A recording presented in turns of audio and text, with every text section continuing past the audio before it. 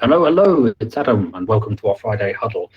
You may notice a little difference. I'm using my phone today for two reasons. Primarily, got a bit of a problem with the old broadband, but not to worry. But the second reason is just to demonstrate some of the features of the app, which we do encourage people to be using. It's a really great way to engage with the community and engage with the learning and the other stuff associated with being a part of this community. So James is a bit busy today, so I'm afraid it's just me. But I've got a couple of updates. So if you see me poking around, it's because I'm having to use this phone screen as well to interact with people. So and do other things like that, and also another phone as well for backup because I don't like to be caught unawares. So I think the main thing that there is to tell people about is to do with the survey which we put out. So just in case you didn't know, we've got a survey which is the featured post on the community, and from that, if you answer just 19 simple questions about your experience and questions really with regards to how you're finding things and what you want to get out of being a part of this community, then for 20 of those responses, we will send a hamper, courtesy of Secret Hamper, to the NHS. And Secret Hamper, if you've listened to the podcast, is the business run by Nigel. So really great to be partnering with him and his business in order to bring that. So really simple to do, and not only does it help us provide a better community for you all, but it also helps the NHS. So really, in the very literal sense of the word, a win-win. The other thing that we're working on, which I'm really excited about, and I don't want to get too much into it at the moment, is to do with the issue of a sort of community toolbox. See, we were thinking here, we're always thinking about these sort of things. What can we do at the Weave to make the experience of our community so much better and so much more valuable, and not valuable in the sense of financial value, but just in the sort of the experience that you get and the things that you need. And we had a look around and we realized that we've got access to a lot of things that would be of great benefit to people who are perhaps struggling to reach their aspirations, or just have difficulty knowing of the sort of tools that would help them in their business life, and want to offer that as something for our community. Now, we're in the very early stages of trying to figure that out and ascertaining what it is that we've got that we can share with you and give you access to. But to give you a little bit of context, we have things that are to do with AI, because obviously you can't move now without thinking about AI and these sort of emerging technologies, which I think in a very real sense, I know we've spoken about it a lot on previous huddles, but really the development and the rapid pace of progress being made in this space is something that's going to be very powerful.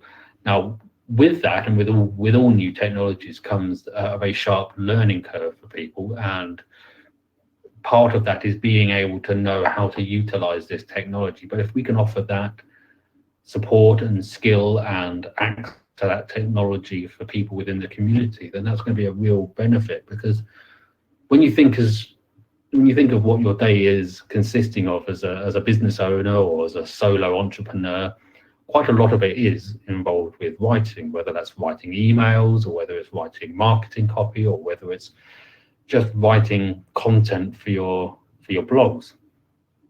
Now, obviously, countless articles online will help you and these sort of things, but what is less useful is just asking ChatGPT to spill out an article of about 1,000 words on, your new dog food line or whatever it may be.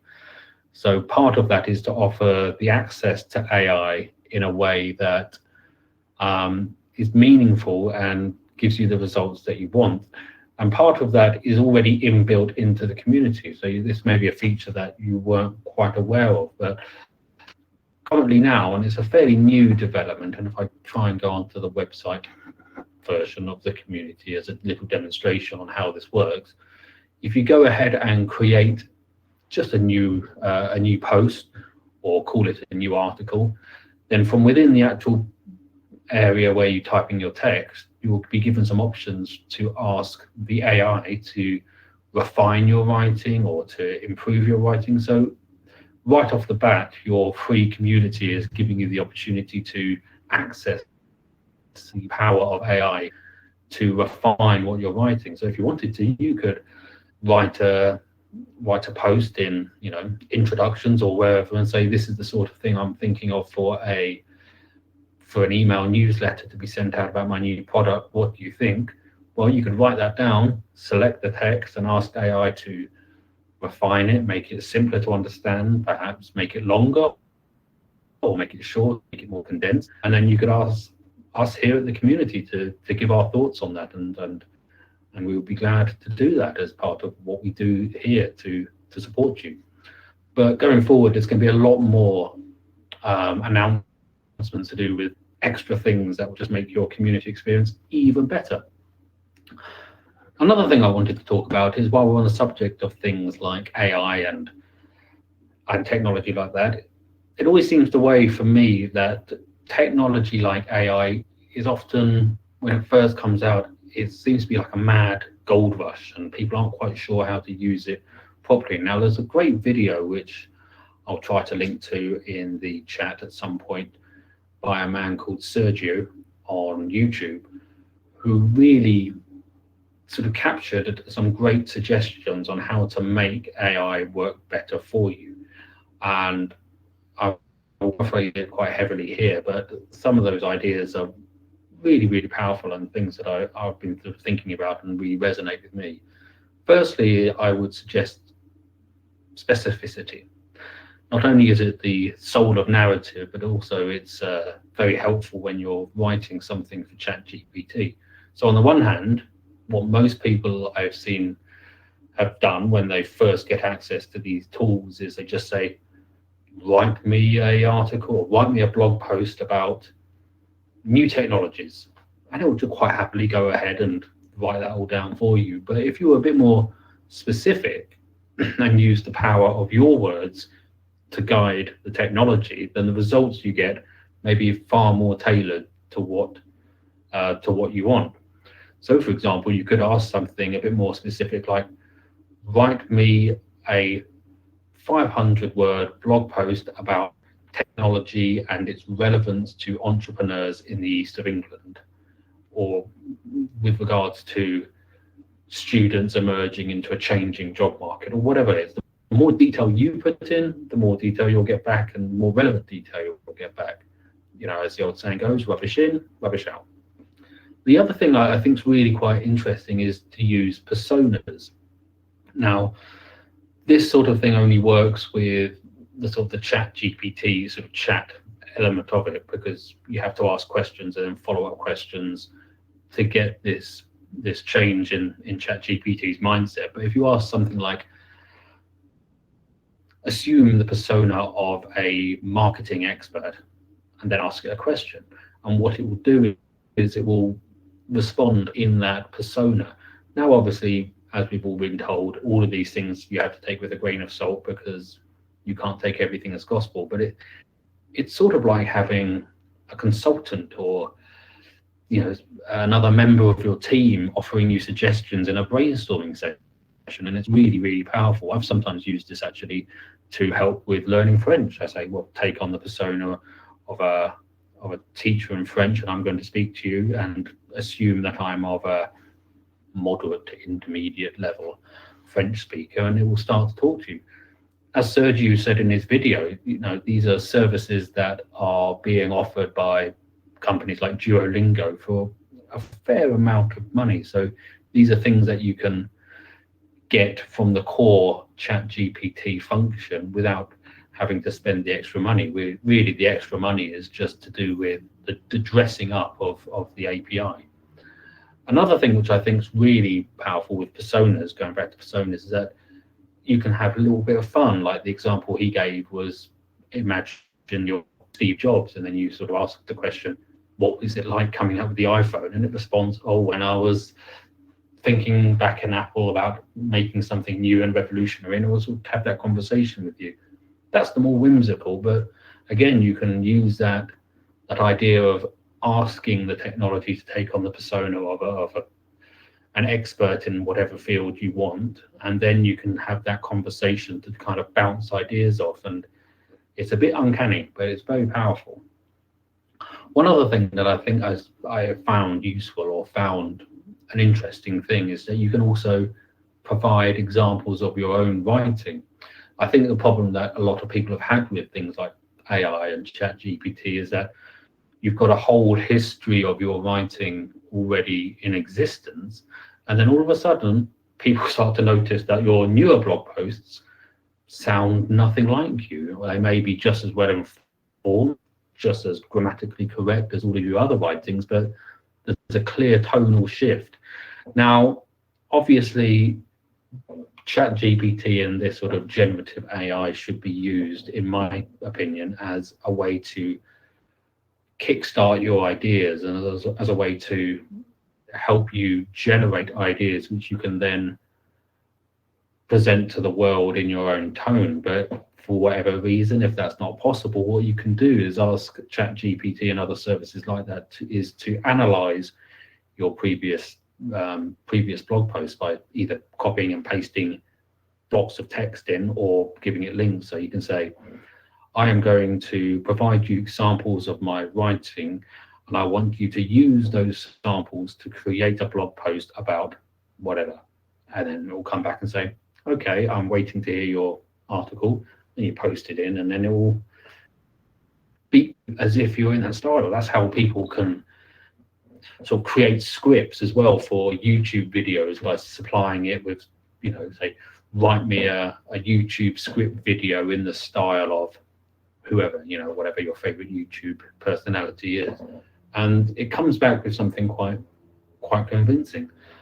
So we're going to see a lot more of this, and I don't think the constant updates on AI is going away anytime soon, which is an exciting time, but also can be quite a draining time for entrepreneurs. Because for entrepreneurs, the thing is that it seems hard enough on your daily basis having to run a business, think about your business, without having to worry about an emerging technology which may, without wanting to engage in hyperbole, may change the very face of many industries. It's always a prospect, because one thing that entrepreneurs and business owners don't appreciate, for the most part, is massive sea change, and the idea that there's going to be a complete shift in the way that they're working, which is going to have to force them to adapt. Adaptation always seems a lot easier when it's on your time scale, as opposed to the fact that you've got to respond to something new in the market. But there is hope, because we are part of a community of support, and we are all here to ride this wave together. I just dismissed that notification about my low battery, which would cut this short.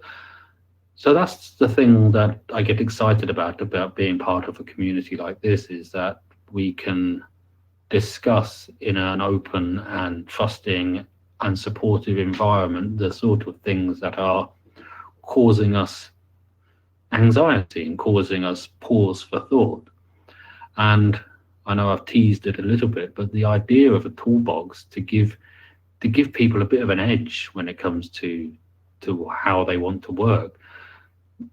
Think of things that would be useful to you. Think of things like a conference ability, or an AI program that can really help you, give you actual text that is useful to you, rather than sort of novelty text, or text that is clearly needs a lot of proofreading and makes it more work than if you've just written it yourself. But the idea to help brainstorm ideas, these are the sort of things that I think AI is going to give real value to in the near future, or the immediate term. Going forward, a lot of things are going to change, obviously, but we're focusing on what we can do now, primarily in this little huddle. So what else has been going on Well, I've had the opportunity to get in touch with a few creatives for the next episode of the podcast, the Interwoven podcast. And I'm really looking forward to sitting down and speaking to both of them, actually, because they're two very different musicians in their own right, and they've both done very different things. And I'm really looking forward to actually getting down and talking to them and sharing those conversations with you. The thing I like about talking to creatives is that, in some sense, people don't always see the merger between the creative industry and traditional sort of entrepreneurial business, and they see it as a bit of a conflict. So I'm really looking forward to, from my perspective, seeing how those two things merge, because by the very nature of trying to be a successful creative person as your sole source of living, by definition, entrepreneurial thing, isn't it? Having to merge those two worlds of freedom, creativity, expression, passion, with the sheer fact that, okay, now I've got to think about merchandising. How does streaming affect my income? In a world where CDs and V8, tapes and cassettes were king, it was a lot easier. But now you can just ask your smart speaker to play whatever song you want. And is that, I've been reading articles about how that's a lot harder for unsigned emerging artists to get recognized, when really streaming services promote big artists. And, you can see why that is. So what would I say before we sign off and enjoy this beautiful sunny weekend that we have here, at least in Colchester? Well, I would say a couple of things before we head off. Keep an eye on the community, obviously. There's so much happening, and we're adding more stuff literally all the time. Literally all the time doesn't sound very clear, and it's very poor grammar from the Director of Communication, so I do apologise for that. But very regularly we are posting updates to the course, so there's more modules for the course for you to do. And just to reiterate, the course is basically the flagship of the 12 modules of business. And if you go through all of those modules, you should have a pretty good understanding of the sort of things that you can do from a practical perspective when it comes to getting yourself set up and knowing where your business is and knowing where you want to move it forward. Obviously, you've got all the blog articles, you've got the white papers, we've got book musings, and the word musings doesn't do it justice, because these are kind of like essays on some real important books when it comes to self-knowledge and self-acquisition of knowledge. And then we've also got the NHS survey. So have a look at that, have a look at the featured post. It's in there under questions. So if you look at the question, and it is titled, just for you, could you answer 19 questions and in return help the NHS? So if you just click on that, and then there's a link in there for you to just fill out a quick type form survey, or Survey Monkey, sorry. And from that, 20 responses, one hamper goes to the NHS. No limits. So the more responses we get from you guys, the more hampers get sent to the NHS. And then finally, before I leave you, the toolbox. So perhaps have a think, or get in touch and tell us about the sort of things that you think would be useful to be put in the Weaved toolbox. What sort of things do you feel that would be useful for you as a service, or as to have access to something? What sort of things are you doing in your routine that would really be made easier with the help of something that could help that, like a tool or something?